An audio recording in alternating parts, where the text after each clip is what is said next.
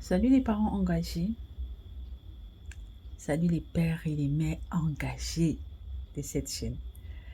Waouh, c'est un privilège de vous parler à chaque fois et I'm not taking it for granted. Je rends grâce à Dieu pour cette opportunité. Aujourd'hui, je voudrais juste nous rappeler que les besoins de nos enfants tournent autour des trois aspects de leur personne. L'être humain est tridimensionnel, ne l'oublions jamais. Et ces trois dimensions de besoins sont valables pour nos enfants, mais également pour nous adultes, de toutes les façons. Chaque être humain a des besoins à ces trois niveaux-là. Et il est important d'aller les rencontrer. On l'a déjà dit ici qu'un père et une mère, c'est un papa et une maman engagés à reconnaître et respecter les besoins de son ou de ses enfants. Aujourd'hui, je vais mettre un peu l'emphase sur la tridimensionnalité de ces besoins. Les besoins du corps, les besoins de l'âme et les besoins de l'esprit. Aucun aspect n'est à négliger. Ne nous amusons même pas à ce niveau. Parce que parfois, nous nous focalisons beaucoup sur les besoins du corps et nous avons l'impression d'avoir tout fait. J'ai tout fait pour cet enfant. J'ai tout fait pour cet enfant. Est-ce que vous avez rencontré des besoins à ces trois niveaux? Parfois, on ne gère pas les besoins de l'âme. On se rassure qu'il a mangé, qu'il a un toit. On se bat même pour qu'il aille à l'école. Donc, il est d'instruction. On lui achète des vêtements. Parfois même, on va l'inscrire dans une salle de sport et tout ce qui tourne autour du corps. Ok, on se bat pour rencontrer ces besoins-là. Encore faut-il même savoir si ce sont vraiment les besoins de l'enfant, parce que parfois on fait juste ce qui nous plaît à nous ou en fonction de nos moyens. Parfois les vrais besoins, même sur le plan physique, ne sont pas rencontrés. Est-ce qu'il a les vitamines dont il a besoin? Est-ce qu'on vérifie s'il a des carences? Est-ce qu'il mange équilibré? Est-ce qu'on peut encore aller questionner même les réponses que nous apportons aux besoins physiques, corporels?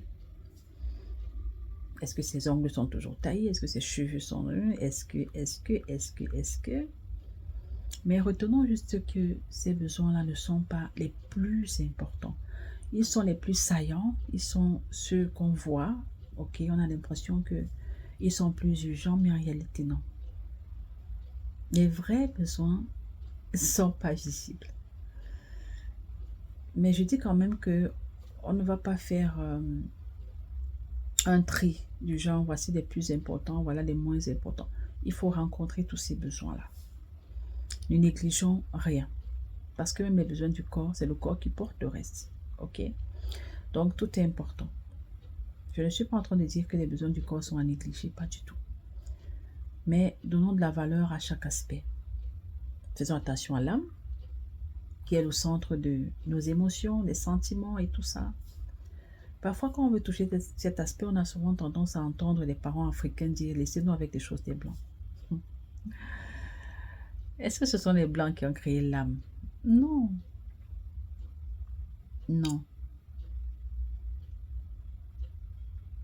C'est en nous. Quelle que soit la couleur de notre peau, notre âme a des besoins. Et il faut les rencontrer. On a eu souvent, et on le voit beaucoup sur les réseaux sociaux, des personnes qui se vantent de ce que nos parents africains nous ont malmenés, maltraités, bastonnés sauvagement, mais nous sommes là. Vous êtes là, mais quel est l'état de votre âme? Et qu'est-ce que ça a donné aujourd'hui avec tous ces cas de féminicide à gauche, à droite, des crimes passionnels qui se multiplient, la violence verbale, physique sur un enfant a des répercussions, parfois 30 ans après.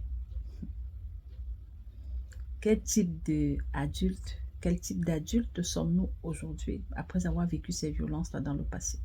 Faisons très attention à comment nous gérons l'affection, l'âme de nos enfants, le type de paroles que nous prononçons, les discours que nous avons sur eux, les concernant, nos attitudes, nos gestes, nos comportements, tout ce que nous faisons, tout ce que nous disons et même ce que nous pensons.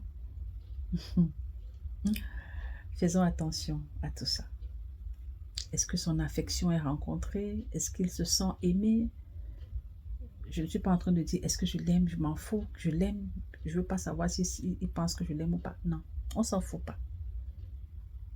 Il y a une différence entre je t'aime et toi, est-ce que tu te sens aimé?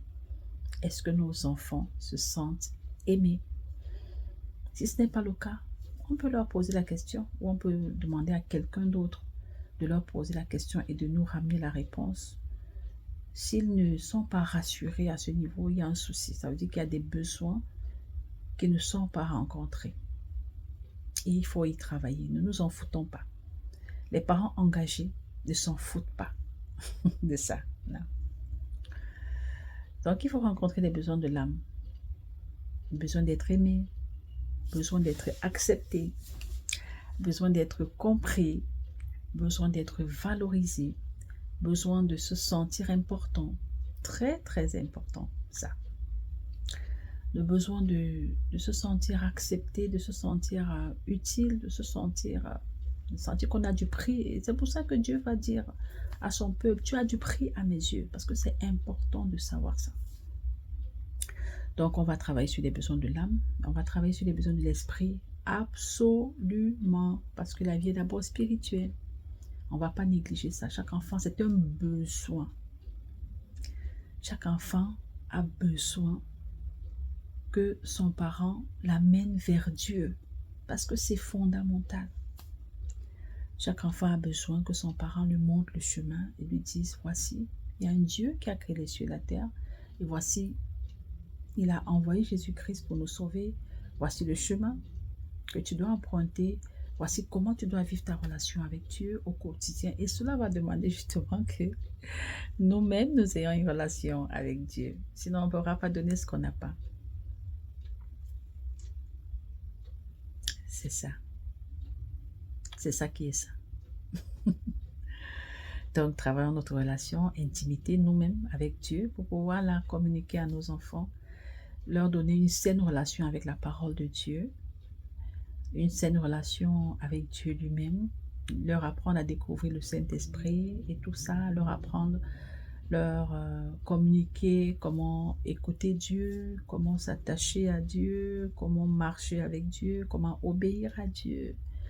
Tout ça, ils en ont besoin. Comment passer du temps avec Dieu, comment aimer la présence de Dieu, comment louer, adorer Dieu, tout ça. Les enfants ont besoin de l'entendre et ce n'est pas le travail de l'école du dimanche. C'est notre responsabilité en tant que parents. Donc, on va travailler aussi dessus. On va veiller à cela. On va, en back-off, prier pour eux, les porter dans la prière, les présenter à Dieu, veiller, rester en éveil par rapport à toutes les situations qu'on aura observées ou alors que le Saint-Esprit nous aura communiqué dans le secret. On va les porter devant Dieu. On va veiller. On va être des sentinelles parce que nous sommes des parents engagés tout simplement. Un parent engagé, c'est un parent qui veille sur le corps, qui veille sur l'âme et qui veille sur l'esprit. Sans rien négliger en fait. Sans rien négliger parce que tout cela est important. Ok. On est des parents engagés.